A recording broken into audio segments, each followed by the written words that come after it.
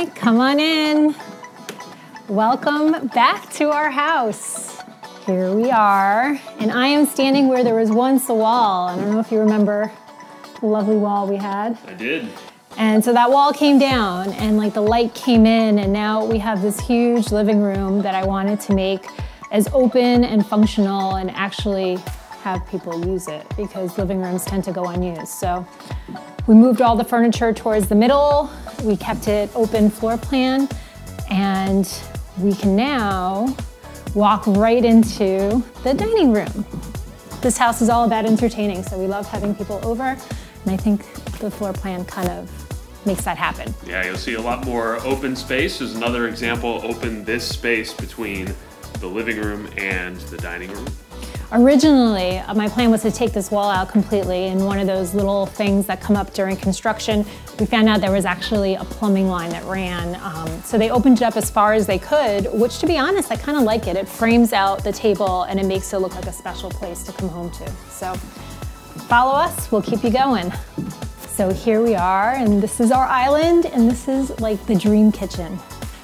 So my big thing when we designed the kitchen, the first thing I picked actually was my stove. And I had this dream stove in my head for years, pinned on Pinterest. And there she is in all her glory. She is my 6-burner, and she is powerful, and I love it. And so basically the whole kitchen was kind of designed around the stove. And we knew we didn't want white cabinets because we've had white cabinets in the past. But I wanted something light and bright, and so we picked this really soft, kind of muted taupey gray, which ties in all the colors of the house and the veining in the marble, which is actually not marble, it's quartz. So it's supposed to be more durable, less issues with staining, hard surface, and easy to clean, so we're really happy with this. So this kitchen was also the area of the first construction upgrade. So we had a few of those, and as we went along, we kind of had a better idea of things that we wanted, and many of those things are upgrades. So this island is actually called a waterfall island because the stone waterfalls over the edge, and I love it because you can see the stone and actually appreciate it from all angles. So when you're sitting in the dining room, the view is a lot nicer when you have like beautiful quartz, marbly looking stone on the front. Do you remember the old room? The old room was a lot darker. Yes. It had heavy cabinets. It's true. Almost as if they were whittled from a large tree. And now completely redone. I recall standing right about here a few episodes ago, and there was a blood stain, wine stain, some sort of stainage going on. So as you can tell, we ripped up all the floors and we put down really durable pre-finished hardwoods. It's actually throughout the entire first floor, but it carries into this family room extension.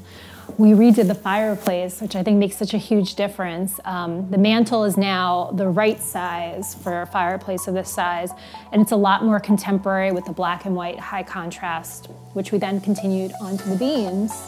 The beams were pre-existing, but you never really noticed them because they were kind of blended in with the ceiling. And now they stand out and have become, I think, one of the best features of this room. How about the walls? Oh yes. So we learned that the walls were covered with many layers of wallpaper, grass cloth, wood, and it was cheaper actually for us to shiplap over them than it would be to pull up all those layers. So it's one of those happy things that happen during construction, and I love it.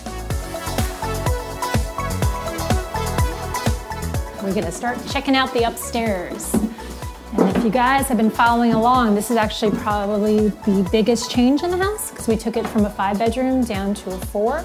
So we'll start in the master bedroom. Follow me. So this was always the master bedroom. It's been brightened, it's been freshened up a little bit. The floors have been redone, and it's one of my favorite rooms in the house. It has a ton of closet space across this wall. And then if you follow me, it now has a really nice master bathroom, which was originally a way smaller little teeny tiny bathroom with one sink. And now we each have our sink and we have our space.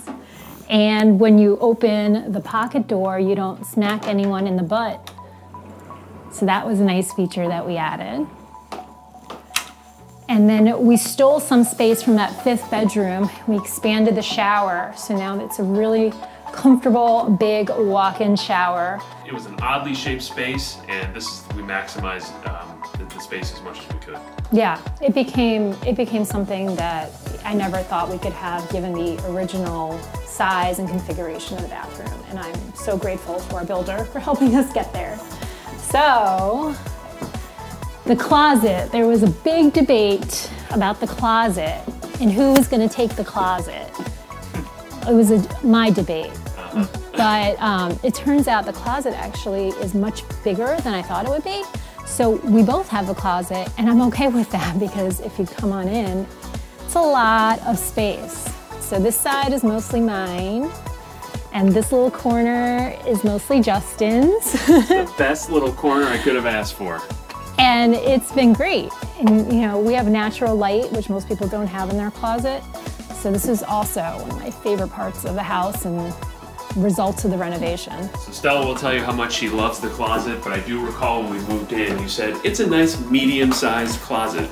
It's a big closet. One of the biggest closets I've ever been in. It's a big closet. Let's head into our daughter's room. In the princess room. So when we decided to redo the house, I asked our daughter what she wanted, and she said she wanted a fairy princess forest.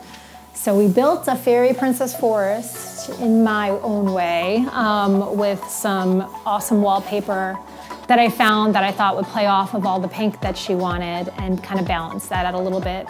So we moved to our son's room. Here we are. It's a little bit of boy, a little bit of sports, and a lot of color kind of all mixed in. And I think it's cozy and warm and has like a little industrial with the lighting. So not too much change in this room other than the unique feature that it didn't have a closet before. So yeah, 5th bedroom, remember that 5th bedroom? Well, a piece of it is right through those doors. So we took a piece of the 5th bedroom and we created a closet in a room that had no storage whatsoever. So now it is a true bedroom, and I just think it's cute. So with both of our kids' rooms, I think it's a good balance of age appropriate for where they are today, but certainly a lot of room for them to grow into. So come with us. We're back in our guest room, which looks a little different now. So to be honest, this room was actually more of a challenge than I thought it would be, just because it's not that big and I wanted a room that would fit a queen size bed in it so we could have people over. But once I got the furniture in, I think it actually feels much bigger than it is. What also was helpful is that we removed the fluorescent lights above and an entire built-in unit cabinet thing situation in the corner, and that opened it up. Join us in our cozy bathroom. So this is our kids/guest bathroom, and it looks very different, I think. Our kids still fight, but there's 2 sinks. And we redid the entire shower, bath surround, and gave it more of a modern, fun, industrial kid vibe.